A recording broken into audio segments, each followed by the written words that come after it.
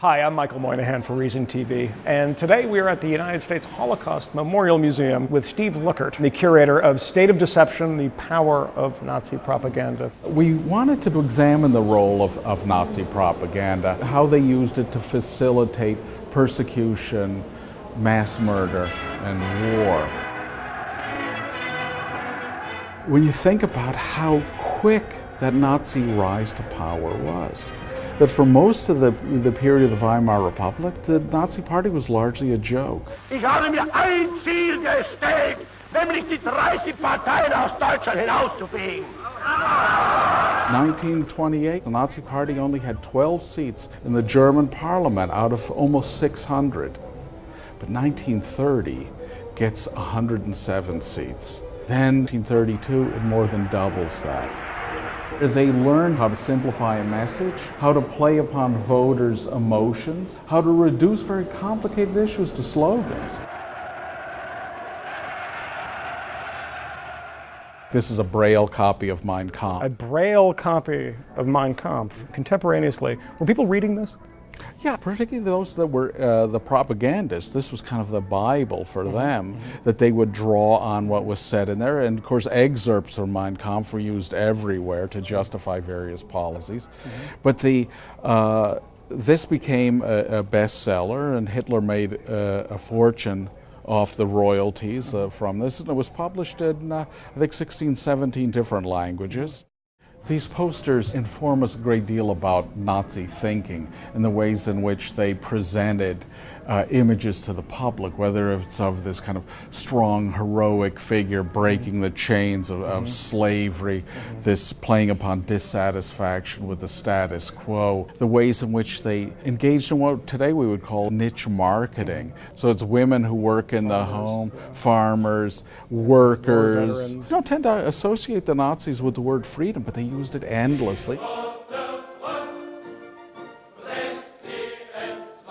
What was the sort of methodology behind choosing these bright red colors? Hitler talked about how in the early 20s he would create posters for his meetings in red because he understood the way it could provoke people, that it was a way to engage an audience, to get them into those beer halls. So are they consciously drawing from the Bolshevik example? I mean, when Goebbels talked about the power of film, one of the films that he always cited was Battleship Potemkin.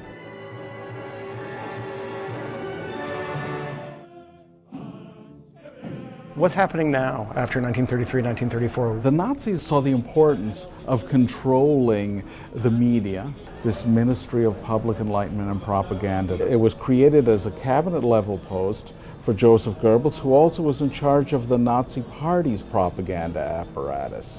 So in the state, this means newsreels, films, books, radio, libraries. Here we have the big political show of National Socialists. The two attacks on Jews as both being capitalists and communists and Bolsheviks. Confused and silly, but apparently effective.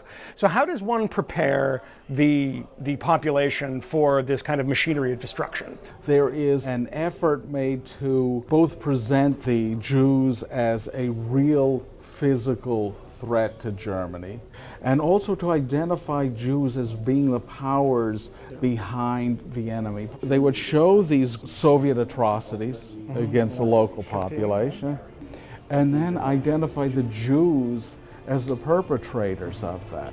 In this particular poster, dealing with the discovery of a Soviet crime in Vinica, to identify the Jewish Bolshevik as the perpetrator of that crime.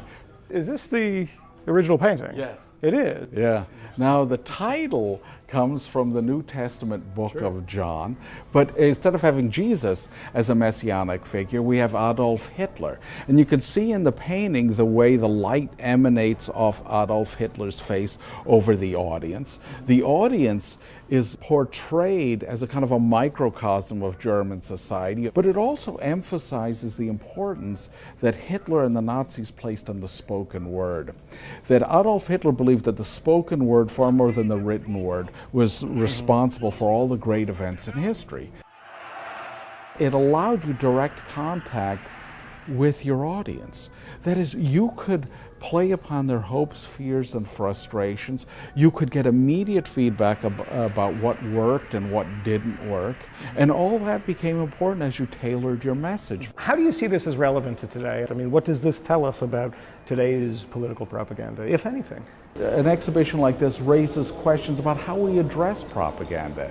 Is it through restricting speech, or is it more of the American marketplace of ideas that is the best way to address what one might consider offensive speech? And also, how to evaluate all the information that we're bombarded with today, and how to make educated, informed decisions.